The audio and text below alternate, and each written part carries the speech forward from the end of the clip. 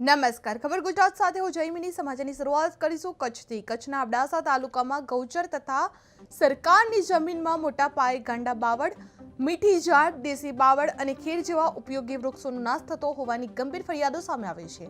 જે સ્થાનિક લોકોના જણાવ્યા મુજબ કોલસાનો ધંધો વધતા લીલી ઝાડીઓ કાપી કોલસા બનાવવામાં આવી રહ્યા છે. જે આ વૃક્ષો ગાય, ઊંટ, બકરી અને ભેંસ સહિતના પશુઓ માટે મહત્વપૂર્ણ ખોરાક પૂરું પાડે છે. જે ખાસ કરીને ખારા મીઠા વર્ષોમાં ફોરેસ્ટ વિભાગની હદમાં પણ વૃક્ષ કાપ થતો હોવાની ચર્ચા સામે આવે છે. જે લોકોનું કહેવું છે કે સમયસર યોગ્ય તપાસ કરવામાં આવે તો હજુ પણ કુદરતી સંપત્તિને બચાવી શકાય તેમ છે. જે અબડાસામાં ગૌચર જમીનમાં વૃક્ષોનો નાશ કરવામાં આવી રહ્યો છે. જે કોલસાના ધંધાથી લીલી ઝાડીઓ કપાઈ રહી છે. જે પશુઓ માટે ઉપયોગી છે. જે વૃક્ષો જોખમમાં મુકાયેલા જોવા મળી રહ્યા છે. જે ફોરેસ્ટ વિસ્તારમાં પણ કાપની ચર્ચા વિષય બની છે. જે સ્થાનિકોની તપાસ અને કાર્યવાહી માટે માંગ ઉઠવા પામી છે.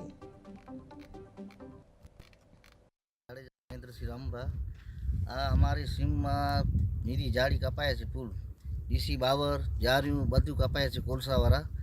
અને અમે પોસ્ટ ખાતાવાળાને જાણ કરીએ છીએ તો એટલે કહે છે કે અમે આપીએ છીએ પોસ્ટ ખાતાવાળા. અને આ ગેડા વિસ્તારમાં આખું ચાલુ જ છે, નીરી ઝાડી કાંઈ પડતી નથી. અમારે અહીંયા માલને કામ આવે છે. આ બાવરો માલ અમારો અહીંયા આના ઉપર પડે છે અને અહીંયા ખુલ્લેઆમ કાપે છે કોલસાવાળા.